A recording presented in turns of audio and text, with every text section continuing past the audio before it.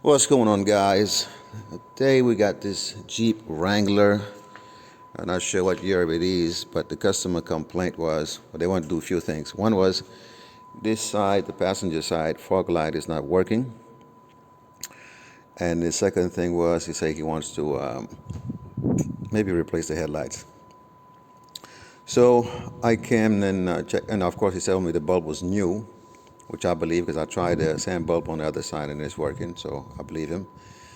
And I checked for power and grounds at the terminal because you got to go underneath the car. And I got a good ground, but no power.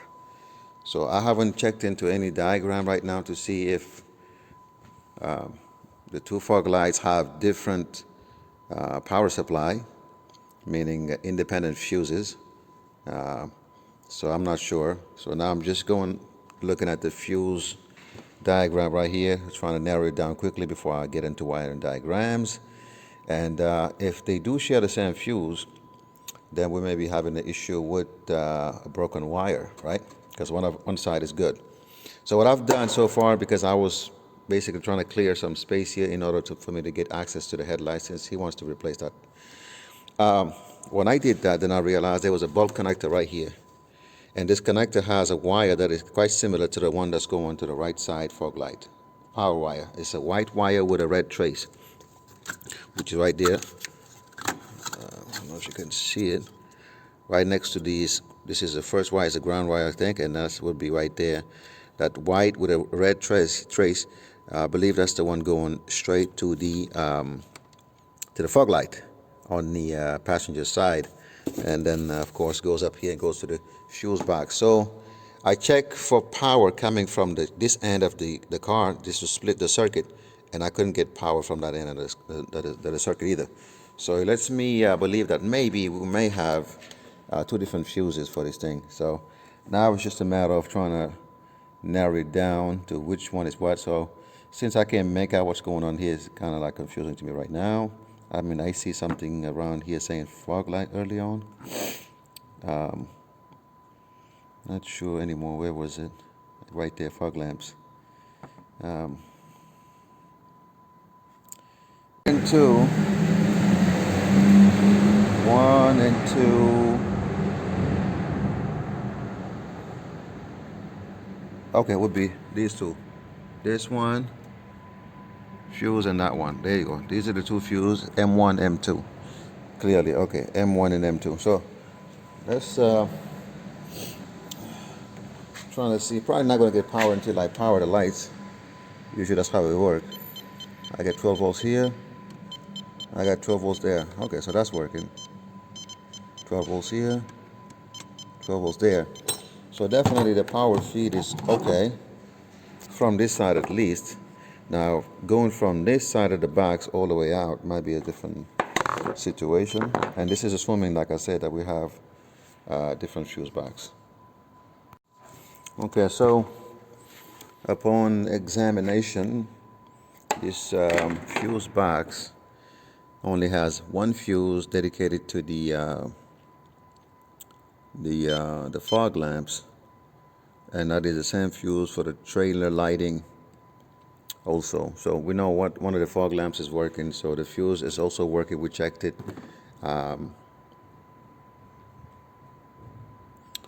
I think what's happening is between that fuse and this wiring that's coming down here, the power is split up in two.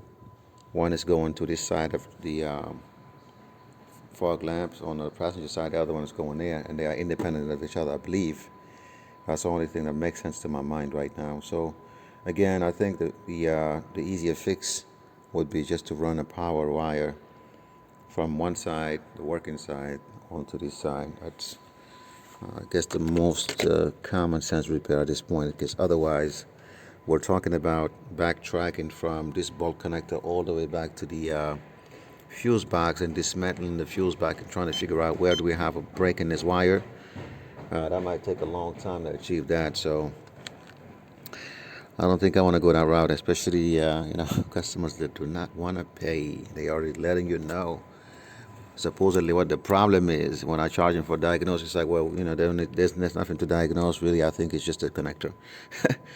So somebody's talking to you that way, most probably not going to try to pay for me going through the hassle of dismantling everything around here just to find a break in the wire. So we'll do that.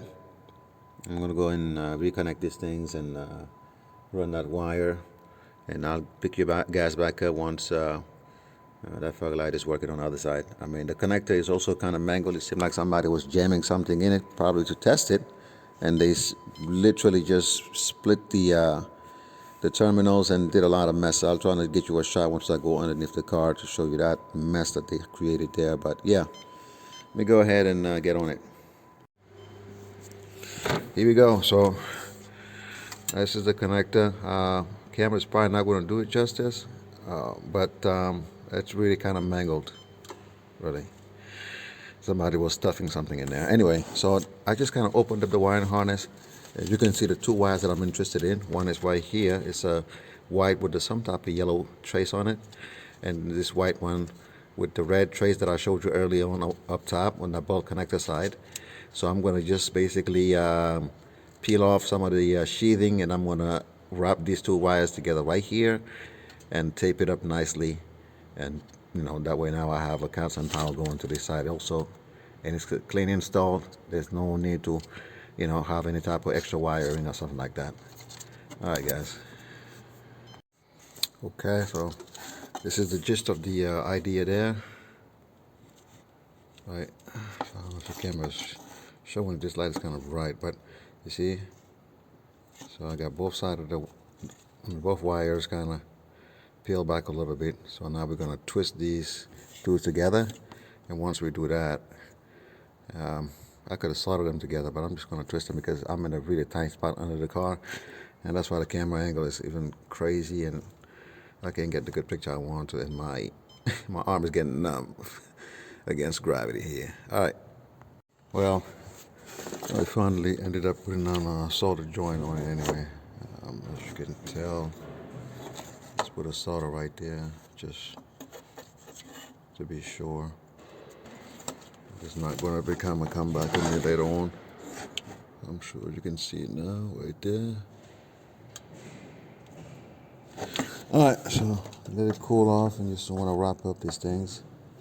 We're going to test the light again on the side, see if it works, and I'll show you that shot. Cool, guys. Alright, now assuming that like I said, the connector is making good contacts or decent contact, we should have the lights on at this point. Let's see. Low enough, true, well, maybe not. If the connector is bad, there's nothing I can do about that. I can feel both is on. Yeah, look at that. We nailed it. Yeah, so that was that. That's it. So the other thing he wanted to do, he says, is to adjust the headlights. They point somewhere, so we'll deal with that later. But for now, mission accomplished. Actually, let me snap a picture and send it to him.